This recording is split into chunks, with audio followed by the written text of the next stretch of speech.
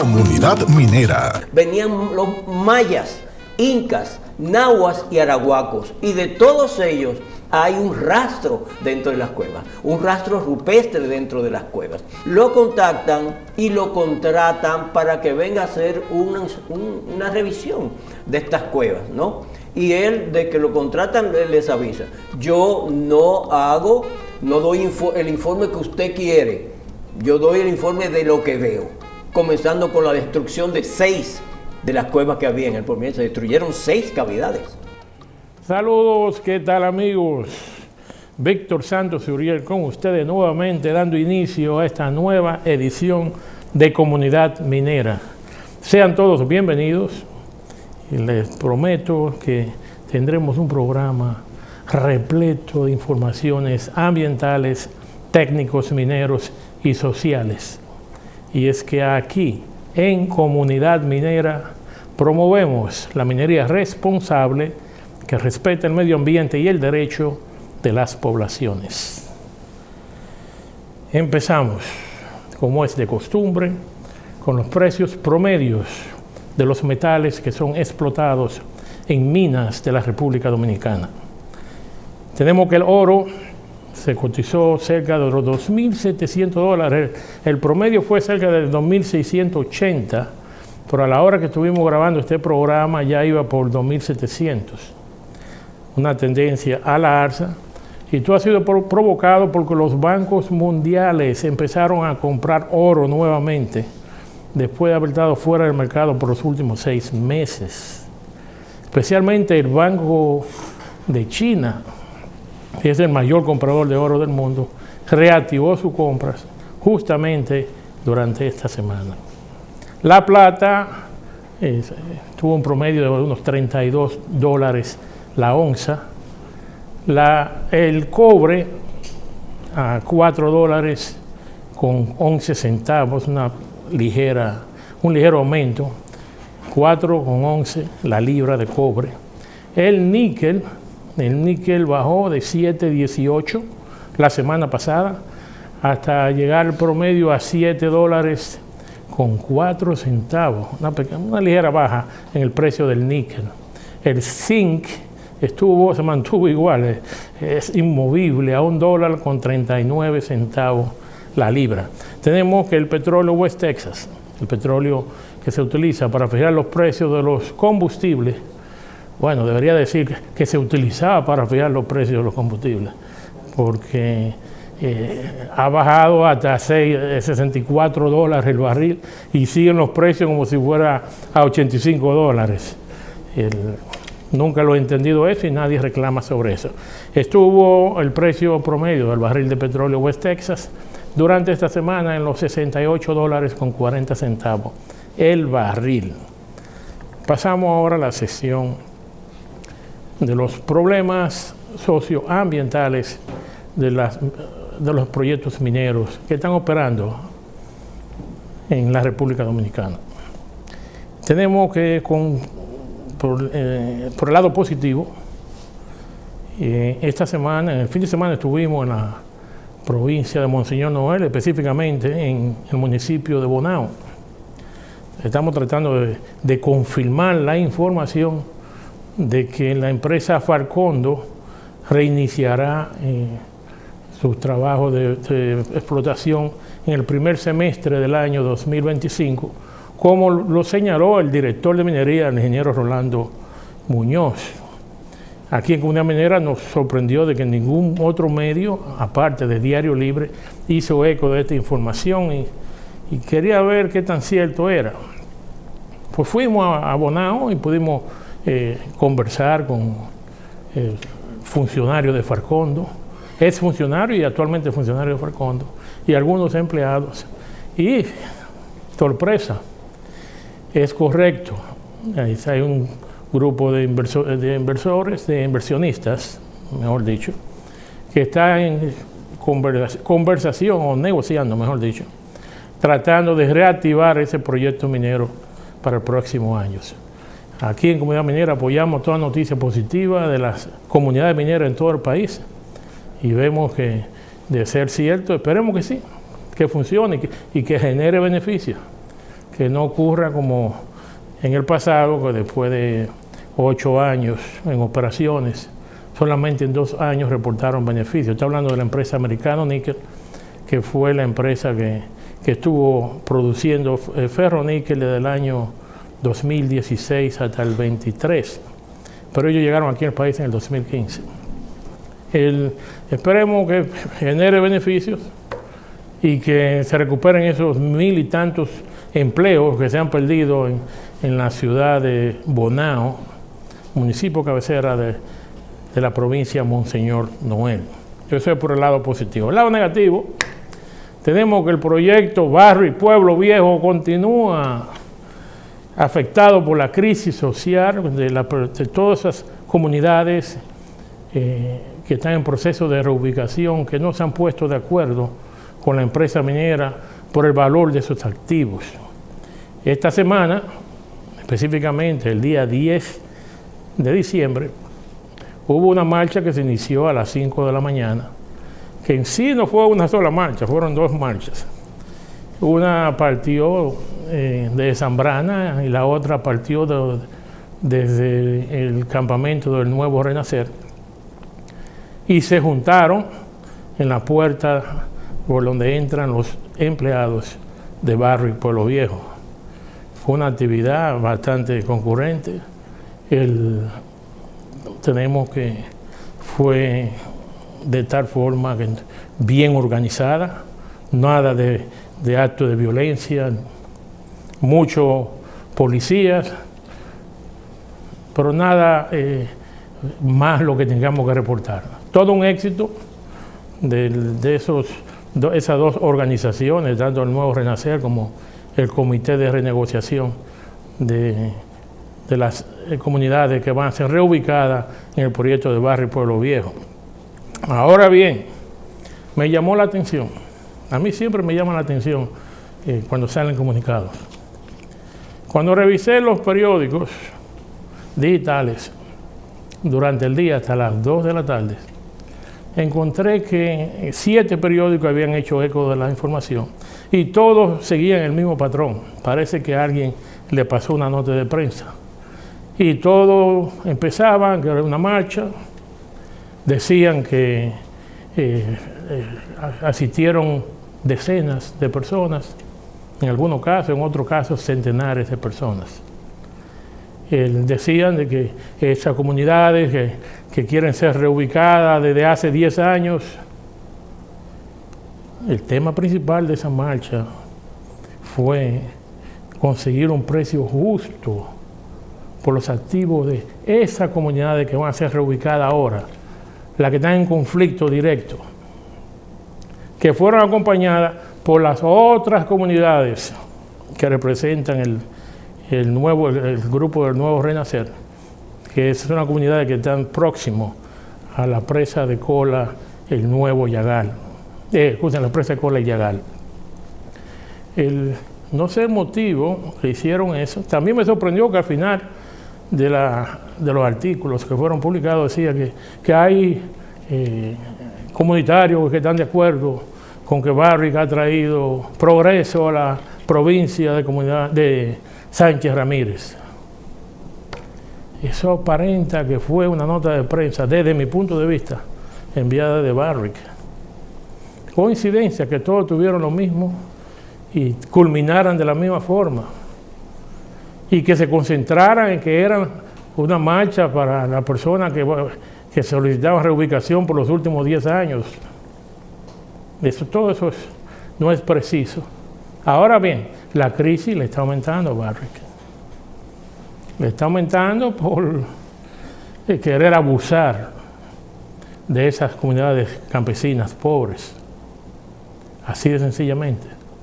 La semana pasada se le unieron, o están en proceso de unificación, las comunidades de Las Cuevas y Dos Palmas. Ahora vemos en esta actividad que se está uniendo también el grupo del Nuevo Renacer, dirigido por Leoncia Ramos, mi amiga Leoncia Ramos. Esto está creciendo. La empresa minera y el Estado no le dan respuesta a esas comunidades. y el problema sigue aumentando. Como siempre aquí en Comunidad Minera siempre esperamos de que haya algún tipo de conciliación. Y hay que resolver un problema a la vez.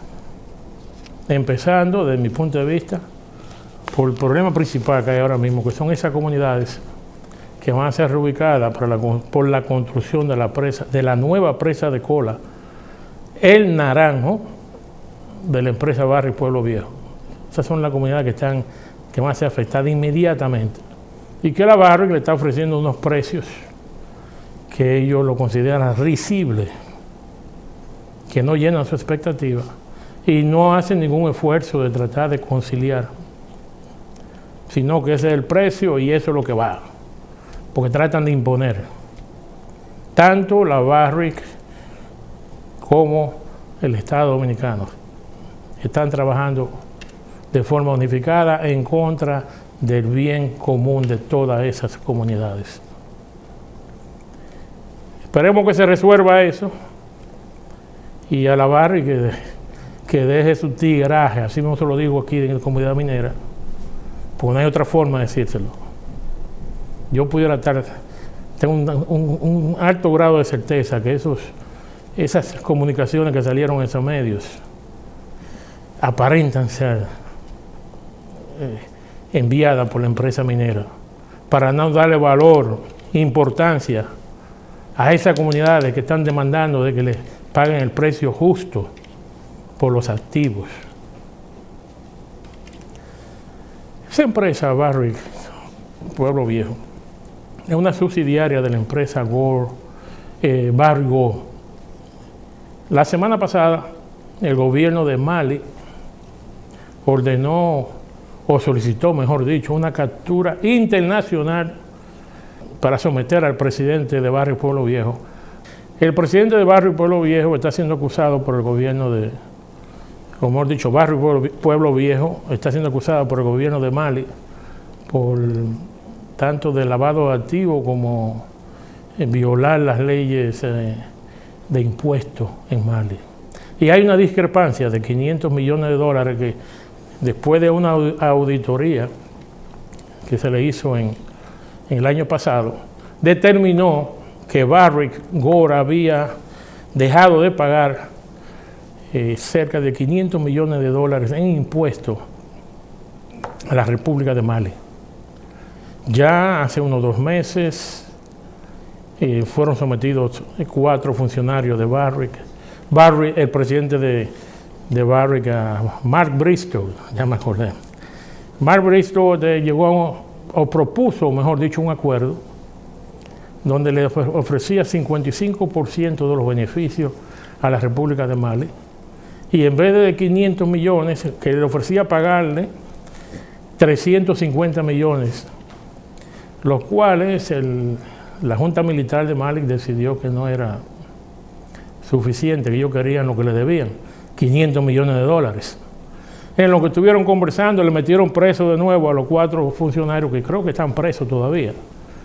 Y ahora ordenaron la captura y sometimiento, meter preso, mejor dicho, al presidente de Barrick, Mark Bristow. Y esos son de los problemas que tiene Barrick. En adición de que esto no ha sido un año muy bueno para esa empresa.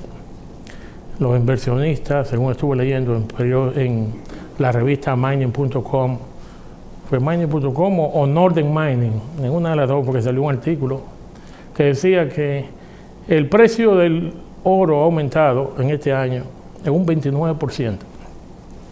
Y que las 5 compañías mineras mayores productoras de oro en el mundo, 4 de ellas habían tenido un año espectacular en el crecimiento del valor de sus acciones. Y que Barrick Gold no había podido aprovechar el aumento del oro. No se ha reflejado en los precios de las acciones y que había una cierta inconformidad por los inversionistas, porque el precio, según ese artículo, el precio del oro, el precio de las acciones de Barrick de hace un año es muy similar al que está ahora. Eso es muy peligroso. Además de que Barrick tiene de las minas donde hay más problemas, de las minas grandes de oro donde hay más problemas, son propiedad de Barrick Gold. Y que tiene un super proyecto, el que esté esperando permiso de explotación, en Pakistán, justamente en la frontera con Irán, una zona de altos conflictos, muchos problemas sociales, religiosos, todo tipo de cosas. Pero así es, no le ha ido bien este año a Barrick, por eso no le exenta de que pague los precios justos de esas comunidades que van a ser reubicadas.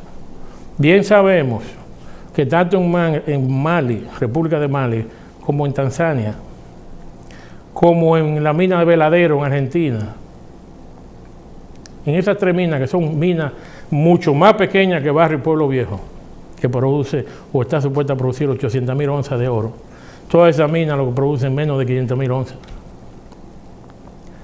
Y ellos reciben más beneficios de la actividad minera de Barrick que recibimos aquí en República Dominicana.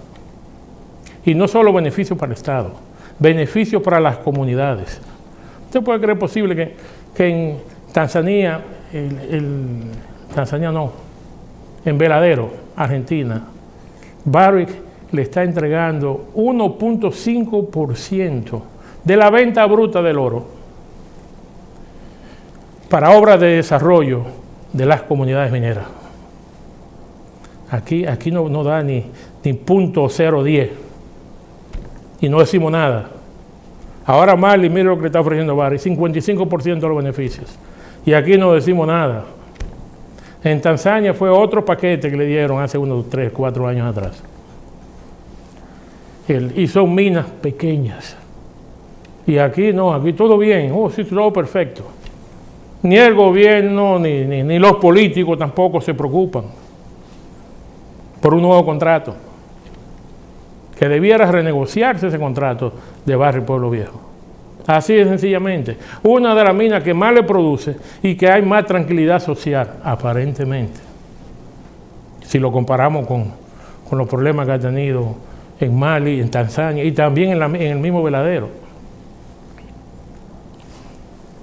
Ya es tiempo de despertar y exigir de que el Estado, lo cual va a ser muy difícil, porque el Estado es completamente entregado para la Barrick. Pero hay que tener esperanza siempre, señores. Ahora bien, en el día de hoy vamos a tener un programa muy especial.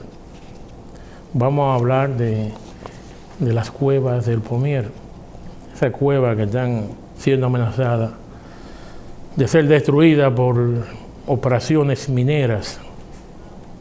Y conversaremos con el ecologista Domingo Abreu Collado cuando regresemos después de la pausa comercial.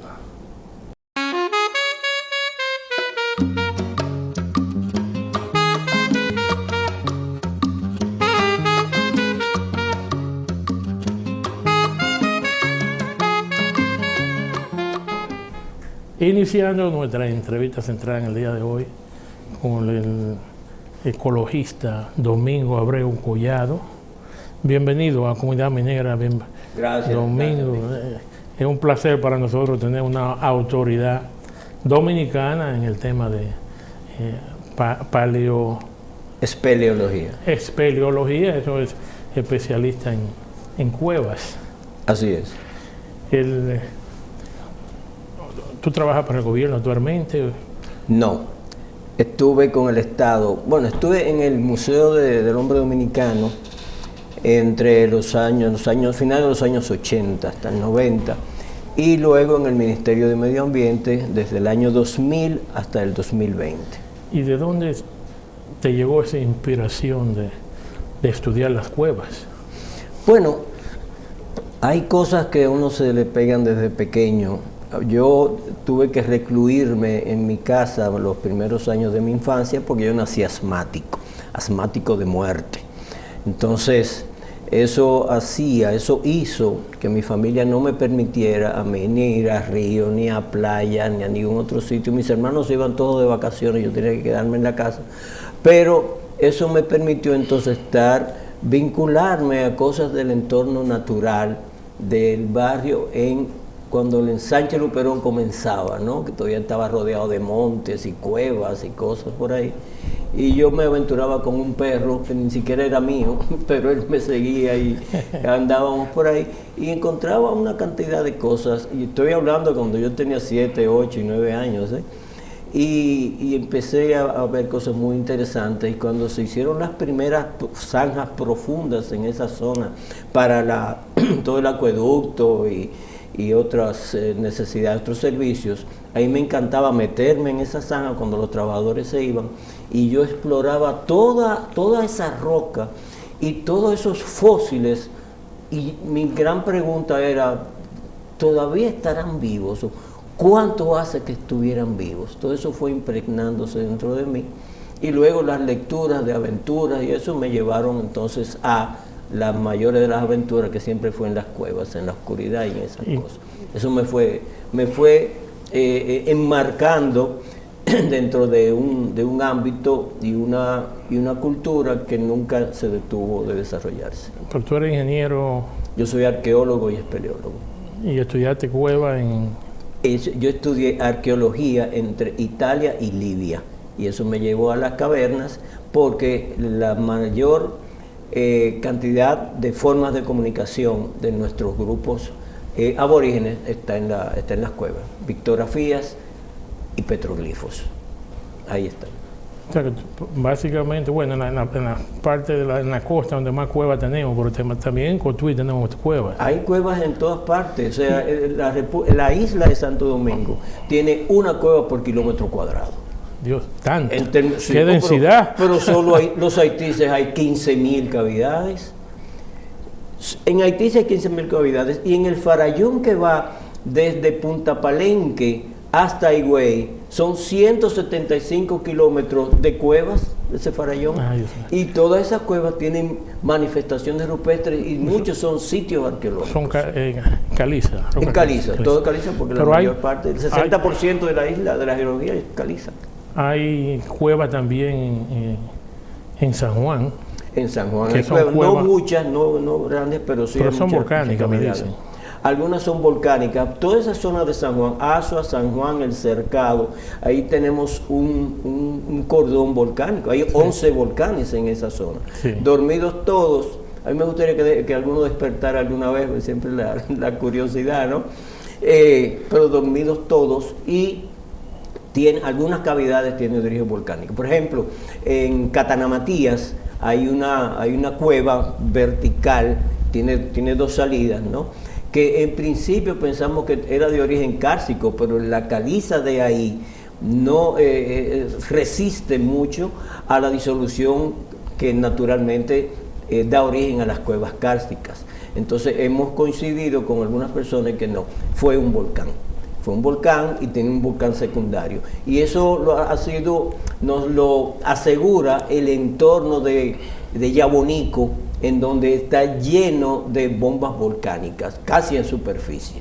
Los campesinos, para sembrar ahí, tuvieron que aislar, o sea, sacar muchísimas de esas bombas volcánicas, y todavía las utilizan. ¿Y en la cueva de esa volcánica hay petroglifos? No, porque esas son totalmente verticales. Nuestros aborígenes en algunas cuevas verticales llegaron a penetrar, pero eso es muy profunda. El primer tiro para llegar hasta el fondo en la furnia de Catanamatías es de 120 metros. Nada, y además un arroyo que entra. Sí se ha creado en torno a ella muchos mitos, ¿no? Como un negrito con un gorro colorado que sale los Viernes Santos, cosas por el estilo, ¿no? Que hay oro allá adentro. Entonces tuvimos muchas peripecias ahí, porque la gente siempre creía que cuando entrábamos era a buscar oro que íbamos. Entonces a veces entrábamos solos, ¿no? El equipo, y cuando salíamos está el gentío ahí mirando a ver lo que íbamos a sacar. Porque la gente siempre está esperando que va a encontrar oro en las cuevas, por lo misterioso que son. En la película. Sí, los piratas los escondían en las cuevas. Bueno, los chinos, salió una noticia, para mí fake, ¿no? De que los chinos encontraron una cueva llena de oro. llena de oro por una cantidad, pero para mí es una de esas noticias Sí, fake que hay, es- pero que además los chinos están muy interesados en oro, naturalmente, ¿no? Entonces, ¿qué es lo que hace normalmente la industria del oro? Reporta que en determinado examen en un sitio encontraron oro con una cantidad increíble, entonces eso tiene el propósito de aumentar sus acciones. Dios mío. Y en China pasa lo mismo. Vamos a ver qué está pasando en el Pomier. Tenemos un problema de una actividad, de una empresa minera o varias empresas mineras que de hace más de 35 años, diría, Mucho más. Mucho más de Están del 35. 62 ahí. del 62, Sí. porque estamos hablando entonces, Sí. 62 años. señores. Eh. 62 años que está haciendo explotación minera, explotación de carbonato de calcio, en una zona que ya había sido declarada área protegida, y aún con evidencia de que esas detonaciones estaban destruyendo algunas de las cuevas, la empresa ha continuado explotando. Sí. Abúndame más en ese tema. Ya. La primera empresa que se estableció ahí fue en 1962 y pertenecía a la empresa Industrias Nigua, que era propiedad de Ramón Vilapiola. Ellos comenzaron a producir cal, luego Vilapiola vendió esa empresa particularmente de cal y se formó una organización que se llamaba Procalca, ¿no? Productos de calcio. Luego Procalca se transformó en Docalsa, que es la que está ahora, con otra venta, otras negociaciones esas que se hacen, ¿no? Pero Ramón Vilapiola tuvo información de que ahí habían unas cuevas con mucha importancia rupestre, ¿no? Y parece que eso fue porque era una persona respetuosa, ¿no?, del ambiente, respetuosa de las cosas culturales, tanto así que él tenía unas propiedades en Samaná y las declaró como áreas protegidas, particularmente él, en el Limón, toda esa zona que era de su propiedad es protegida y se maneja muy bien. Bueno, en esa parte, desde cuándo sabían ellos que había importancia en lo que tiene que ver con la parte cultural, aborigen? Desde 1849 ya se sabía, porque fue el primer reporte para toda América que se hizo de la existencia de manifestaciones rupestres hechas por grupos aborígenes, particularmente aquí en el Caribe, pero era el primer reporte para toda América y de los primeros para todo el mundo. Tanto así, resultó tan importante que fue el esposo de la reina Victoria, Alberto de Sajonia, que junto con ella hicieron acto de presencia para entregar un reporte que le envió Sir Robert Schomburgk, que era cónsul del Imperio Británico acá. Había sido invitado para ver el nacimiento de la nueva república, ¿no? Estamos hablando de 5 años después del nacimiento de la república, en 1849. Entonces, esa información, primero lo que ofrece Robert Schomburgk y la actitud de la reina Victoria, más archiconocida y más archifamosa que cualquier otra reina, ¿no?, de reconocer eso y hacerlo presente, presentarlo ante la Sociedad Etnológica de Londres, ya tenía que dar un aviso, ¿no? Pero no, eso siguió. Conociéndose su importancia en 1969, cuando se declaró el casco colonial como de importancia, ¿no? Se declaró como patrimonio de la humanidad, de patrimonio local primero, la zona colonial, se incluyó dentro de esa ley, la ley 492, se incluyeron las cuevas y sitios arqueológicos que tenían que ser protegidos. Entonces, esas cuevas entraron en esa ley. No obstante eso, antes, en el 1955, ya lo que era el Museo Nacional, es decir, el Museo Nacional, y estaba a la cabeza Narciso Albertí Bosch y Emil de Guarí Moya, ya habían hecho algunos trabajos ahí y habían reportado la importancia de esas cuevas. Sin embargo, ellos no sabían que habían sido reportadas por Robert Schomburgk. Fue Bernardo Vega quien encuentra el informe de Schomburgk, ¿no?, y lo hace público. Lo presenta a la República Dominicana y estoy hablando de 1975 aproximadamente. Entonces Dato Pagán aprovecha ese informe y va, visita las cuevas y encuentra una cantidad de manifestaciones rupestres, siguiendo la información que había hecho llegar a la Sociedad Etnológica de Londres Robert Schomburgk, ¿no? O sea, fíjense que van pasando todas estas fechas, todo esto va conociéndose, sabiéndose, entonces ya ellos tenían que tener, los mineros que llegaron luego tenían que tener cierto respeto por eso, pero no lo tuvieron. Aunque en 1976 se hizo una publicación, Dato Pagán, perdón, hizo una publicación, Nuevas Pictografías en la isla de Santo Domingo, auspiciado el libro por la empresa Procalca, tenía interés realmente ella en eso. Dato Pagán cometió el error de dejar una cueva fuera de lo que él estaba trabajando. Eso fue un gran error suyo, porque esa cueva tenía parte de lo que había tomado Robert Schomburgk para dar esa información. Pero él decía que no la había encontrado, que no quiso encontrarla, no sé, pero no la reportó. Y Procalca aprovechó eso para comenzar explotaciones en esa misma cueva. Por suerte la comunidad del Pommier, ¿no?, sabiendo que había interés ahí, se metió en esa cueva para evitar que ellos construyeran, que ellos la destruyeran. De todas maneras, una parte de esa cueva, que es la cueva número 4, resultó destruida por las explosiones realizadas por la empresa Procalca. Todavía en el 1976 apenas se conocían 4 o 5 cavidades de esa zona. Cuando nosotros comenzamos a trabajar ahí, que fue casi por el 1976, pero con mucho más tiempo de dilación, no teníamos los suficientes recursos para mantener un proyecto de exploración de cuevas en esa zona.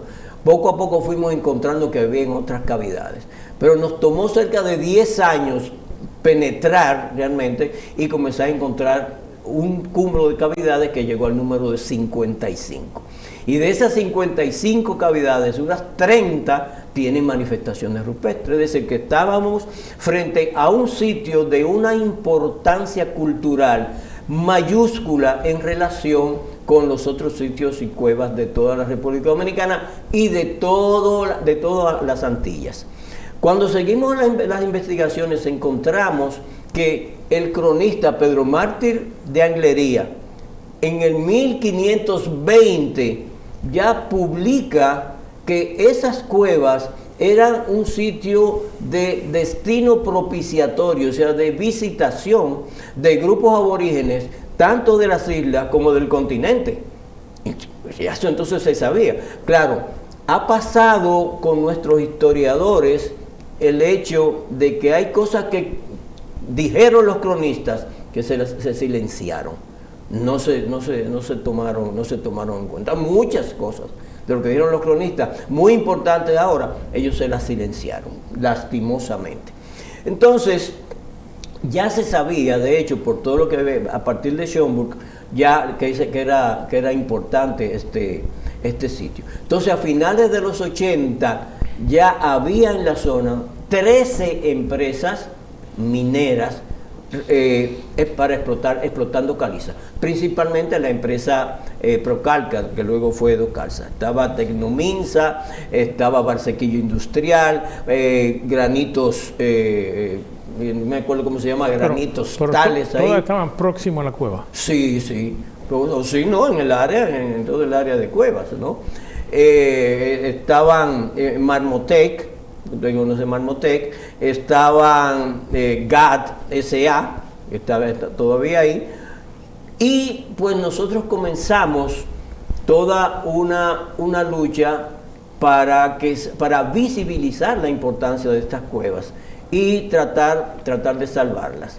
Gracias a la intervención de algunos periodistas, ¿no?, entre ellos José Rafael Sosa, ¿no?, que organizó una rueda de prensa en el propio sitio, pudimos visibilizar lo que estaba pasando, el riesgo en que estaban estas cuevas, la importancia de estas cuevas y lo que contenían, y eso hizo que el presidente Balaguer en algún momento mandara parar toda la explotación en esa zona para ver qué era lo que estaba pasando, porque fue un escándalo mayúsculo lo que se armó. Eso fue ya por el principio de los 90. Se logró entonces en 1993 que algunas cuevas fueran declaradas como área protegida. Pero los mineros, específicamente la gente de Procalca y las personas tanto de Marmotec como de GAT S.A., presionaron para que solamente se protegieran algunas cuevas y se hicieran 2 polígonos de protección. Nosotros habíamos propuesto que las cuevas tenían que ser protegidas desde la toma hasta el tablazo. El tablazo principal es un recodo del río Nigua, porque era ahí donde el río perdía parte de sus aguas, unas aguas que atraviesan subterráneamente todo el macizo calizo del Pomier y emerge en la toma. Entonces todo eso tenía que ser protegido, porque no eran solamente las cuevas superficiales, sino las que todavía están en formación, todo el sistema de cuevas que está en esa zona. Pero en el 93 ellos, como dicen, nos tumbaron el pulso en cierta parte, porque solamente se logró proteger 2 polígonos de las cuevas, que tenían solamente algunas 5 cuevas, cueva 1, 2, 3, 4 y 5, más las cuevas del Puente, cueva del Cimbro y algunas otras 4 cavidades en el otro polígono. Pero de todas maneras nosotros seguimos presionando, porque ellos querían seguir explotando alrededor de las cuevas. O sea, la idea de ellos, supuestamente, y dentro de su supuesta ignorancia, la idea era que las cuevas eran las entradas.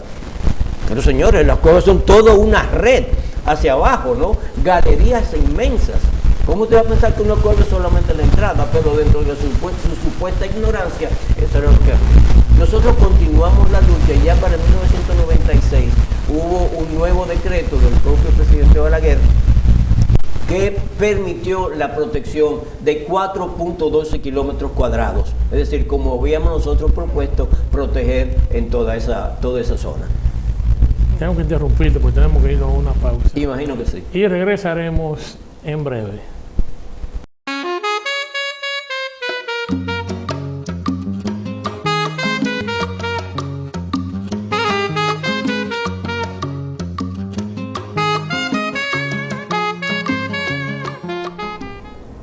Continuando en Comunidad Minera hoy, conversando con el ecologista Domingo Abreu Collado. Terminamos el segmento anterior en el año 1996. Sí, en 96.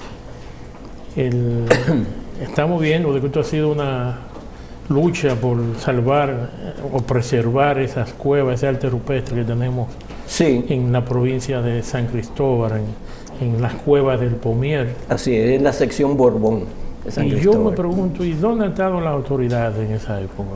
Ya había foresta, que presumo yo que... Había foresta y estaba la Dirección Nacional de Parques. Ambos estaban, ¿no? ¿Y hacían su función o...? De hecho, no.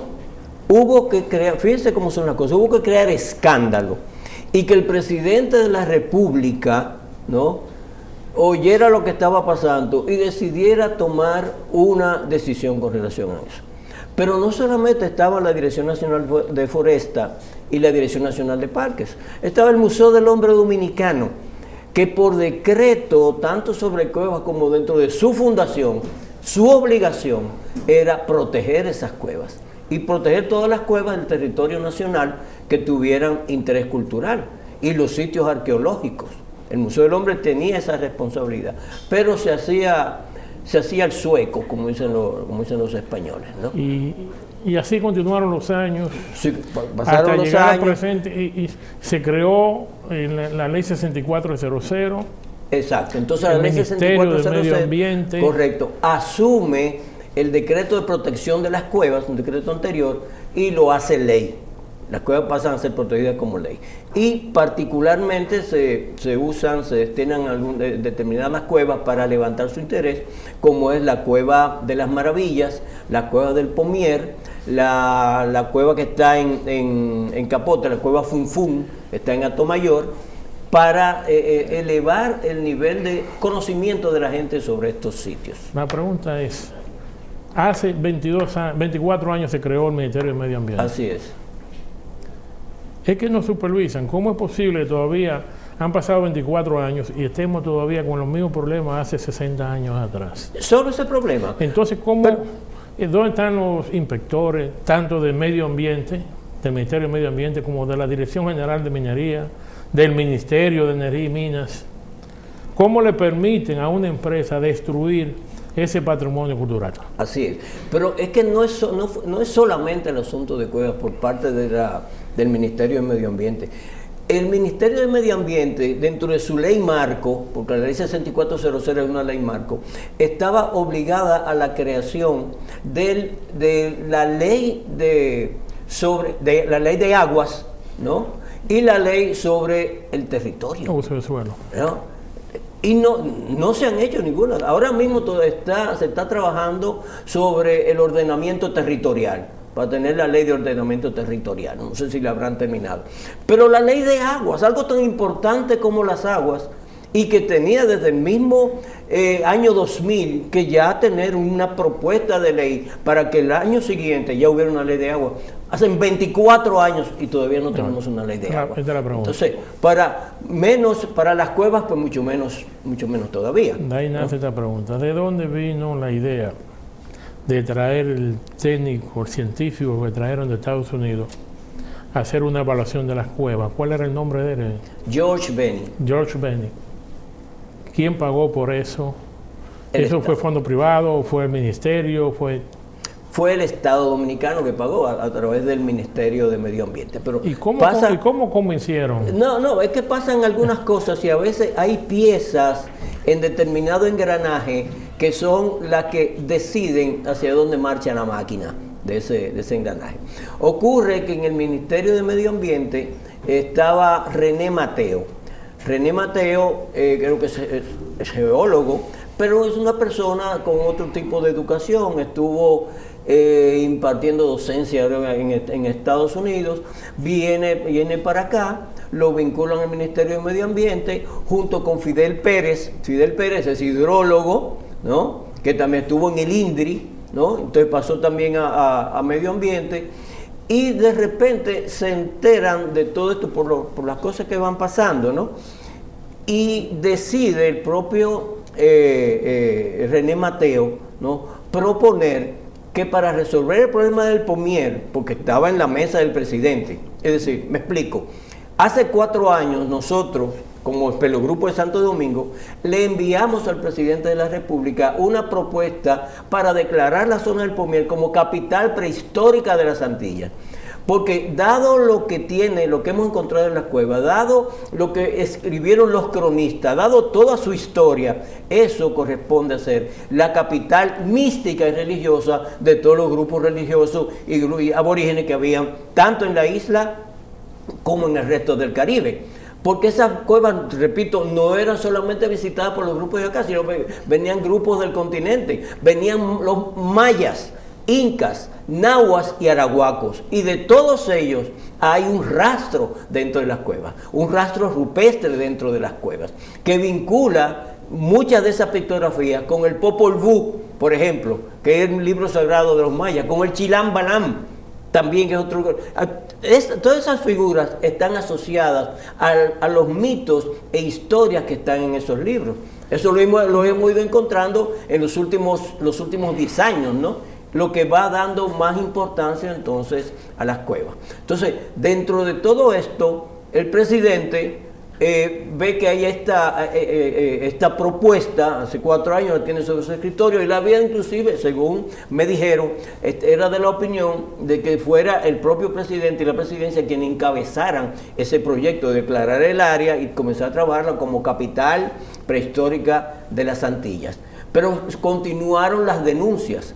Entonces el presidente sugiere al Ministerio de Medio Ambiente intervenir, hacer algo, y René Mateo propone que se traiga un experto internacional para que no seamos los locales los que sigamos opinando, ¿no? Que tenía que haber una opinión imparcial. buscan entre todos esos expertos y encuentran uno de los mejores, al geólogo y espeleólogo George Benny. Lo contactan, porque había sido ese señor presidente de la organización americana del karst y todo eso. Lo contactan y lo contratan para que venga a hacer una revisión de estas cuevas, ¿no? Y él, de que lo contratan, les avisa: yo no doy el informe que usted quiere, yo doy el informe de lo que veo. Así que no es que lo dicen los propios. No es un estudio científico, es una evaluación. Pero científica. Científica. Pero científica, ¿no? Hace una evaluación, porque hacer un estudio científico se paría unos 10 años ahí, 5 años, ¿no? Pero él realmente dice que podría hacer una evaluación. Y efectivamente, me piden a mí que lo acompañe porque soy la persona que conoce todas las cuevas por ahí.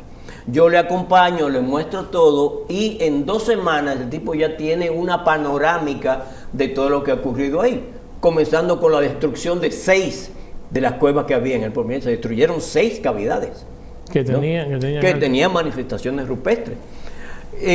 Hubo en algunas otras desplome de formaciones secundarias que tenían manifestaciones rupestres. O sea, pérdida de mucho. Todo es provocado por las vibraciones, por la onda expansiva de las explosiones a lo largo de años. Hay una cueva que se llama la Cueva del Símbolo, que tiene una cantidad de manifestaciones rupestres, entre ellas una pictografía que fue escogida, la escogimos como símbolo de la reserva. Bueno, pues ahí se cayó todo un pedazo del techo de formaciones secundarias y entró toneladas de roca, entraron hacia dentro de la cueva. Es decir, prácticamente la mayoría de las cuevas recibieron algún daño como consecuencia de las explosiones. No solo eso, cuando revisé el informe, que lo conseguí, me dio trabajo, pero lo conseguí al final. Sí. Habla de que también afecta la circulación de aguas subterráneas. Naturalmente que sí que lo afecta. Y eso entonces empeora más el asunto, porque ya el agua... Ya, es así. Hay una cosa que es natural, ¿no? Por ejemplo, las aguas que circulan en el karst, que van disolviendo caliza, ¿no? Y van incorporando carbonato de calcio en las aguas. Eso puede verse, por ejemplo, aquí en el antes de llegar a San Pedro de Macorís, en esa parte, cuando hay mucha lluvia, las aguas que entran en las calizas del llano costero suroriental salen blanquecinas hacia el mar. Igualmente pasa en Paraíso y Oviedo, ¿no? Las aguas que entran salen blanquecinas, yo lo vi, ¿no? Eso pero es cuando hay gran cantidad de lluvias. En la terrena lo vi eso. Exacto. Cuando hay gran cantidad de lluvia, eso ocurre. Ahora, en el Pommier, en la toma, eso no había ocurrido nunca.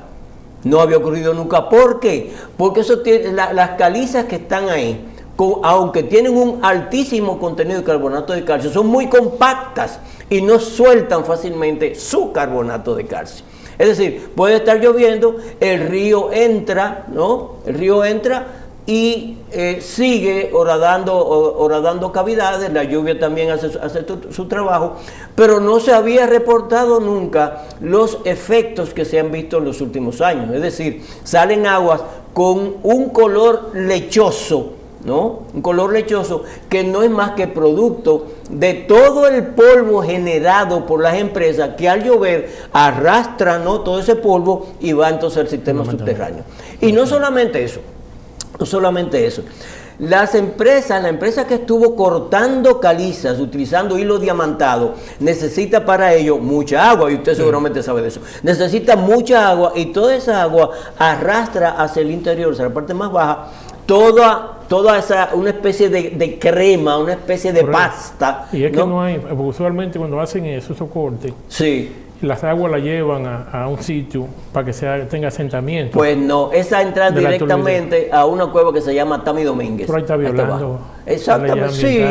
Entonces todo eso va a las aguas subterráneas, ¿no? Entonces, ellos dicen, bueno, no, que eso no es contaminación. Naturalmente que es contaminación, porque esas aguas no salían así anteriormente. Esa fue la excusa de la empresa. Sí, que eso no se llama contaminación, porque el carbonato de calcio es natural. Bueno, sí, pero óigame, en un vaso de agua clara, usted lo llena de azúcar y está contaminada esa agua. Le está contaminando, le sabrá muy bien, pero eso hace daño. Hasta el azúcar hace daño, ¿no? Eso pasa. Entonces por suerte, George Benny presentó su informe y su informe fue muy claro por todo lo que había visto. Y entre sus decisiones, sus sugerencias está, las empresas tienen que irse de ahí, tienen que salir de ahí. Ellos creyeron que era simplemente un informe más. No, el detalle es que este informe y esta sugerencia de George Benny ha creado todo un impacto en San Cristóbal, que se había mantenido dormida durante cantidad de tiempo, ¿no? Pensando que no había manera ya de salvar eso. Entonces San Cristóbal se ha levantado. La autoridad de San Cristóbal está con ustedes. Y las autoridades han decidido que sí, que ese informe científico es aplicable y debe aplicarse. No se está allá contra la minería, pero por favor, a favor de una minería responsable. Hay dos cosas que me llaman la atención. Vi en los medios que hubo una movilización, una protesta de los comunitarios que viven próximo al Pomier. Eso es interesante. Donde demandaban de que continuara la explotación minera. ¿En qué basan ellos esa? ¿Ellos se benefician con los empleos o es que le venden materia prima? Le venden materia a los empresarios, ¿no? Y los empresarios toda la vida los han manipulado, ¿no? De manera que eso les sirve de escudo a ellos, porque ellos dicen que de ellos depende toda la economía de esa zona, y no es verdad, porque el Espeleogrupo y el Programa de las Naciones Unidas para el Desarrollo auspició un trabajo sociológico en el área para establecer de qué dependía toda la gente, y no era verdad que toda la gente, ni siquiera el 50%, ni siquiera, mucho menos, dependía de la minería. Pero aunque la reubiquen, le pueden seguir vendiendo el material como quieran. Pues naturalmente sí. Nosotros preparamos una propuesta en la que decimos, y ellos la vieron bien porque tuvimos un encuentro con los pequeños mineros, ¿no? Los que están más incómodos, ¿no? Le hicimos una propuesta de crear una escuela e industria de cantería, porque nuestras zonas turísticas están creciendo materialmente en base a la piedra. Todo Punta Cana, Capcana, toda la zona de Miches ahora, Altos de Chabón, han crecido utilizando piedra, roca, caliza para sus construcciones, que salen muchísimo mejor y más bellos. Entonces ellos pueden tener esa posibilidad de comenzar una industria de cantería. El único conveniente que yo veo de la propuesta de moverlo, hay que moverlo, sea como moverlo, o ciérrenla. Pero sí, ustedes están proponiendo, o al menos el reporte que hizo el técnico, moverlo a 9 kilómetros. Hay una zona, no sé cuál es la zona, se habló de unos 9 kilómetros, que es un área que puede ser interesante. El único problema que yo veo con eso es que los yacimientos minerales no son homogéneos en toda parte. No sé para qué se usan esa caliza que están sacando, aparte de la industria de la construcción. Pero es muy probable que si es para medicina, que las propiedades del otro lugar no sean las apropiadas para el uso de medicina. Mira, los últimos estudios geológicos que se han hecho allá establecen mucha homogeneidad entre las calizas que van hacia Ocoa, hacia Peralta, y esta ahí es prácticamente la misma. Probablemente hay un mayor porcentaje de carbonato de calcio en el extremo que está donde están operando, donde están las cuevas, ¿no? Naturalmente.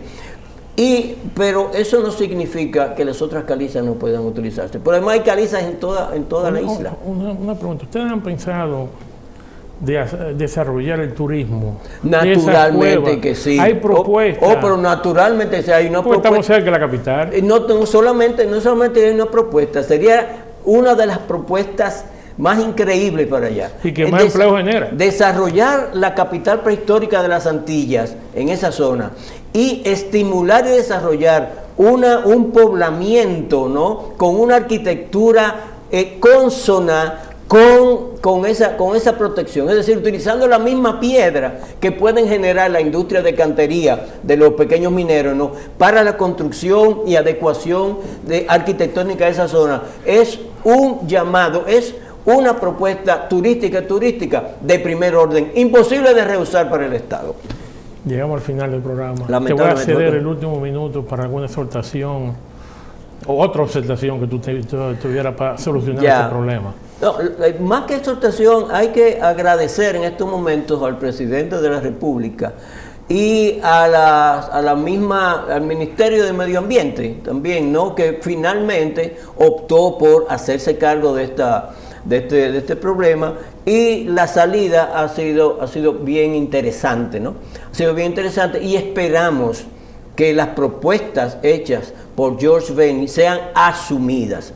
Pero esperamos también que los industriales mineros asuman que está en sus manos también garantizar la vida, la permanencia del monumento aborigen cultural más importante de todo el Caribe. Está en sus manos también. Señores, compartan con el Estado, compartan con el pueblo de San Cristóbal y con el pueblo dominicano la tarea de salvaguardar un monumento irrepetible y que no aparece en ninguna otra parte de América. Muchas gracias al señor ecologista Domingo Abreu Collado por venir a informarnos sobre lo que está ocurriendo, la importancia de por qué preservar las cuevas del Porvenir. También quiero agradecer a nuestra teleaudiencia por acompañarnos. Dios mediante, estaremos nuevamente con ustedes la próxima semana a la misma hora y por el mismo canal. Vayan con Dios.